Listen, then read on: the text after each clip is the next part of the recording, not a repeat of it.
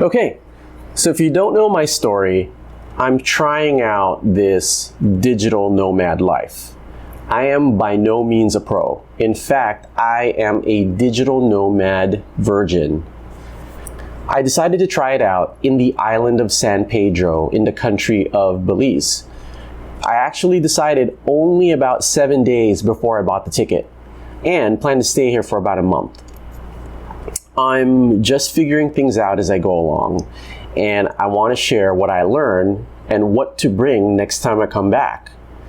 I'm going to be recording these in different segments in as close to real time as possible. So you're going to see me wearing different clothes. They'll be recorded from different days. Again, I'm going to try to record these and give my advice as close to real time as soon as I've discovered something or I've learned something. So again, it's going to be a little wonky. I'm going to look totally different in this segment, but just bear with me.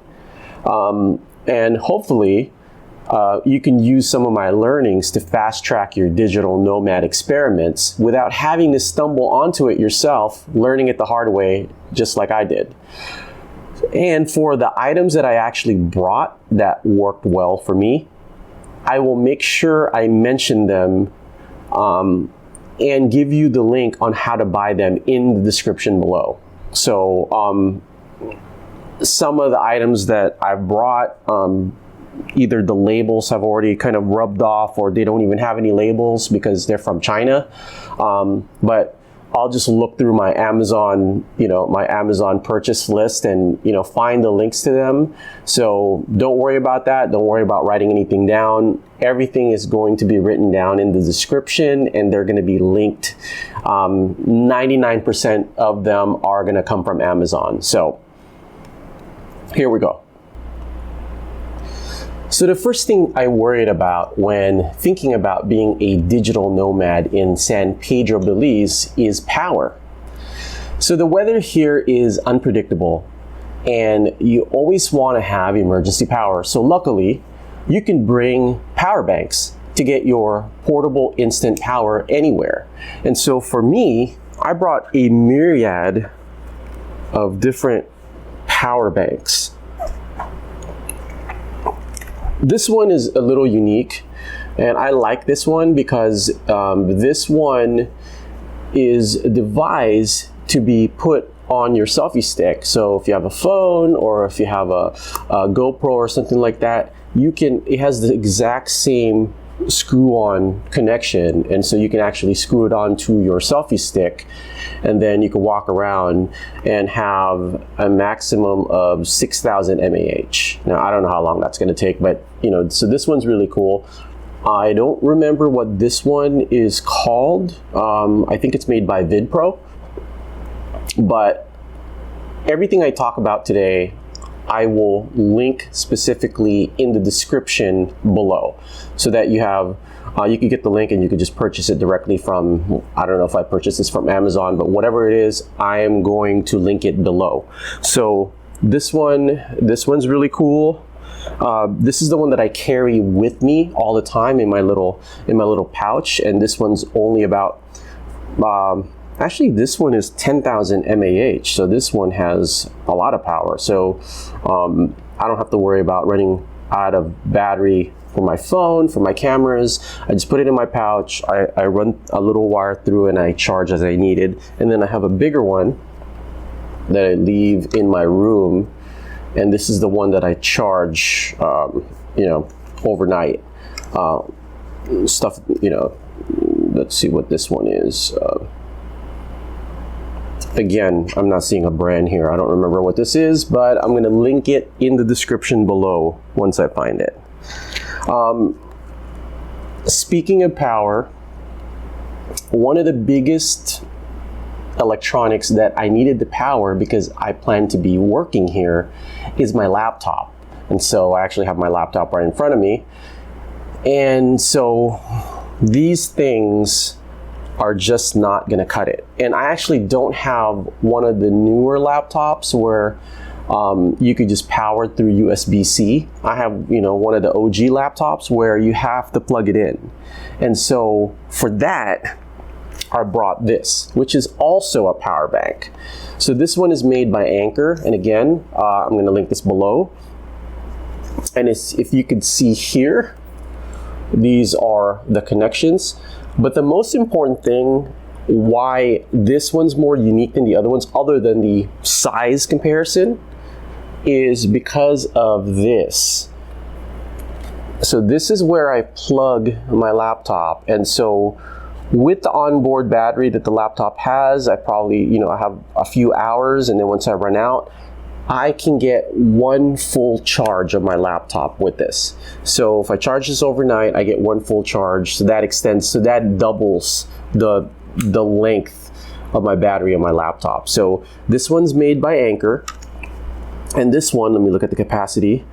This one is Anker PowerHouse 100. They do make bigger ones, but there is a reason why I bought this one. So this one has a maximum capacity of 97.2 work hours, which is the equivalent of 27,000 mAh. What does that mean? So what I didn't know until I started reading up and I started planning for my trip here is that the maximum capacity for a power bank that you could bring as a carry-on is 100 work hours, which is the equivalent of about 28,000 mAh. So I thought, okay, the maximum capacity of all my power banks had to equate to 100 work hours.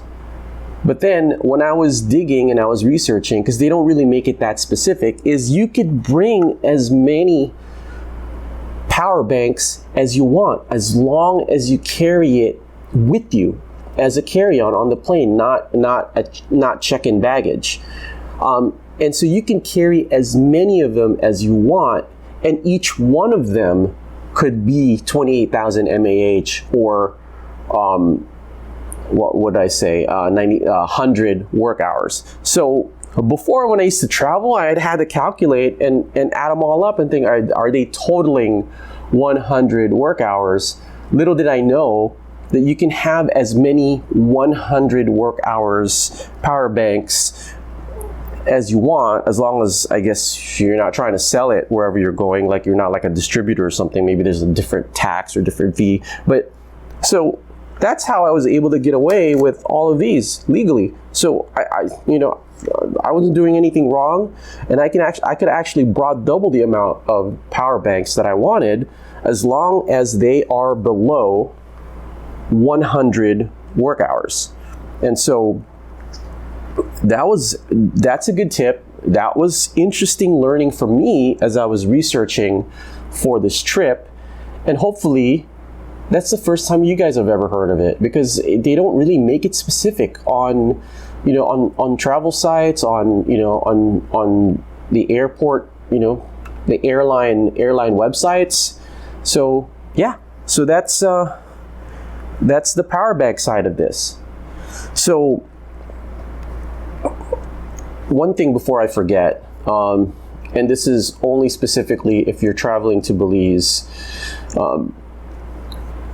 you don't have to worry. If you're coming from the US, you don't have to worry about conversions. You don't have to, bring like converter, transformer, whatever. They use the same US plugs as we use in the US. You can bring your blow dryer, you can bring whatever, your electric toothbrush. Yeah, it's the exact same. So all the plugs in the wall look exactly like this. I wasn't sure. It did say on the website that it is similar to the US, but I didn't want to chance it, and so I wanted to have a plug for my laptop, and then this connects to wherever, or doesn't even connect because it's a power bank. Yeah, so that's another tip for you, just in case you didn't know, or just as a validation that yes, it is confirmed that they use the 3-prong US plug.